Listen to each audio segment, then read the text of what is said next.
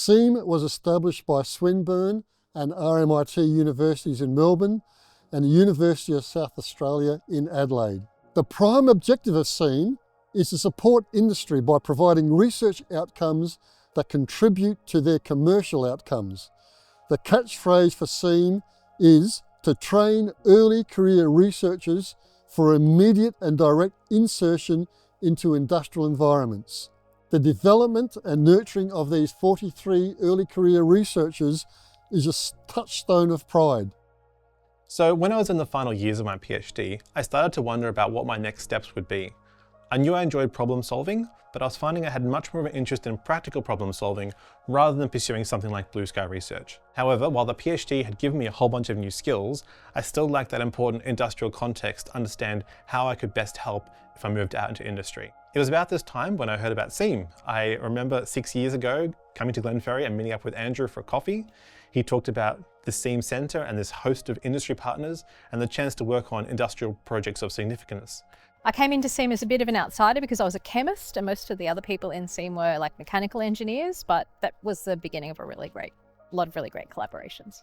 I think university industry partnerships are really key for a lot of reasons. They're really important for research innovation, and they're really important for the core business of the university, which is educating the next generation of students. So I not only want to teach students about chemistry, I want to teach them how to apply chemistry, how to talk to people about chemistry, but people who are going to care, like people out in industry, how to use that and translate that chemical knowledge, not just in an academic setting, but in diverse settings to government, to industry. So I think by working with industry partners, by having projects that are across both the university and industry, you get exposure to both environments, you make contacts in both environments. So from a student outcome perspective, it's incredibly good. My group has offered me a lot of additional opportunities to engage with the materials engineering society in general. That's looked like attending conferences inside of Australia and overseas.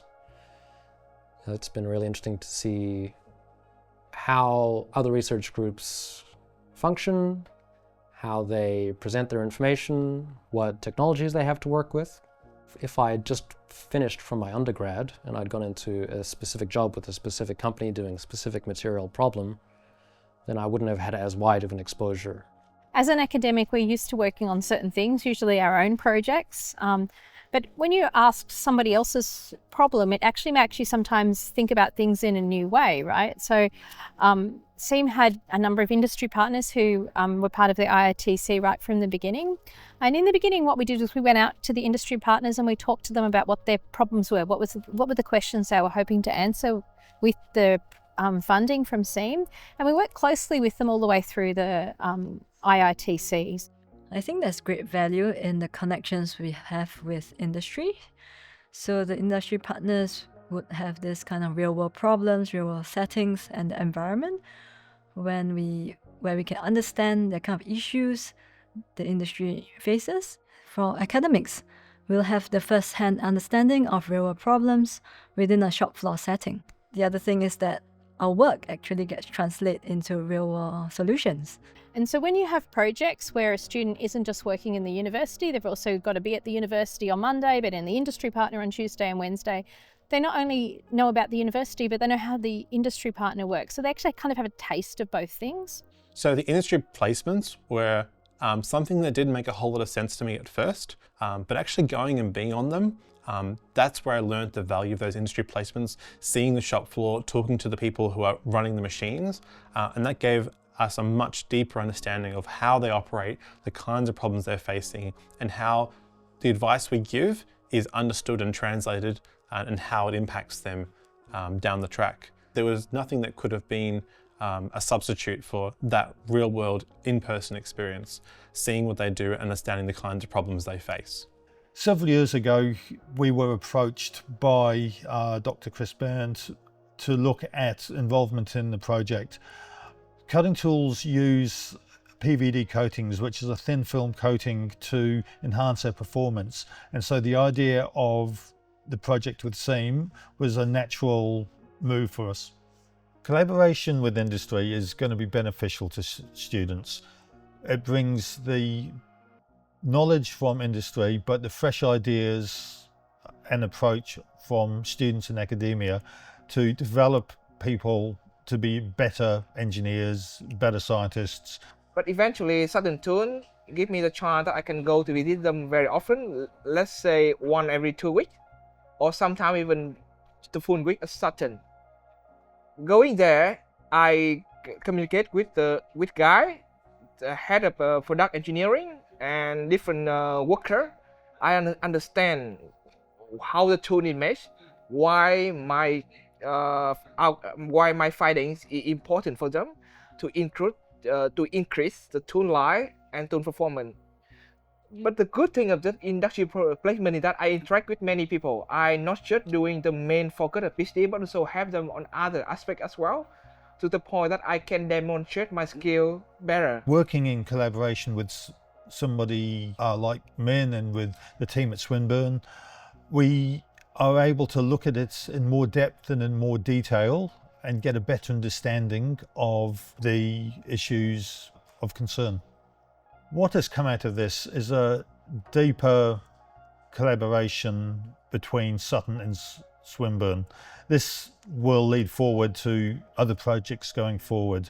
For Min, one of his highlights would be getting employment in the industry. So Min is now employed with one of our suppliers. And from the start, we've always had a need to engage both academia and research to accelerate the adoption and also provide confidence to customers that what we're delivering is safe and effective. So Martin, who's finalising his PhD studies, joined Tontomic from SEAM, or as part of Swinburne. From our point of view, what Martin's been able to do is to look at the machines and adapt the artificial intelligence associated with machine learning to provide us with predictive models. That's been incredibly valuable, something that we didn't have that level of knowledge or the capacity to do that. The machine learning algorithm learns the patterns in the data. For example, the input parameters would be your process parameters of your machine, and the output parameters would be your desired properties of your part. Once you've trained your machine learning model, you can then use that to make predictions based on new input parameters that you input into the model, and you can also use it the other way around to make suggestions for parameters to achieve certain outputs. The culture of SEAM is based on harmony, because this leads to interaction among colleagues that allows sustainability by means of engagement.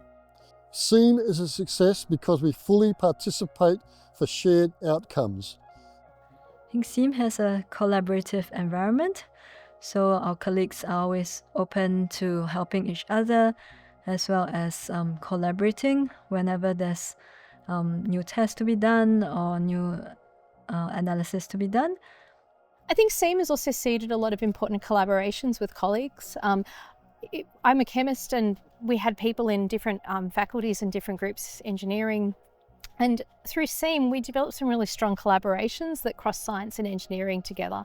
And I think that sets a really strong foundation going forward for a lot of different projects, where we not only need to innovate at a molecular level, but we need to be able to manufacture, we need to be able to upscale, we need to be able to bring a product to market. And so to have that spectrum of processes and people, that you have that network, I think it really sets a strong foundation. And I think SEAM gave me that. One thing I like the most in SEAM that you have me, you see clearly Asian.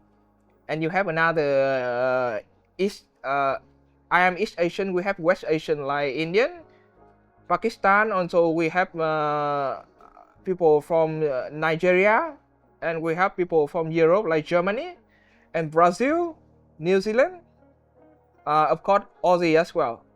Very multicultural environment, so you can understand how people work. It's actually very useful for you in the future if you need to work with the customer coming from different culture, and you need to understand the way they think. So a lot of hidden skill sets that you did not aware until you graduate, and it's actually very useful for the future job.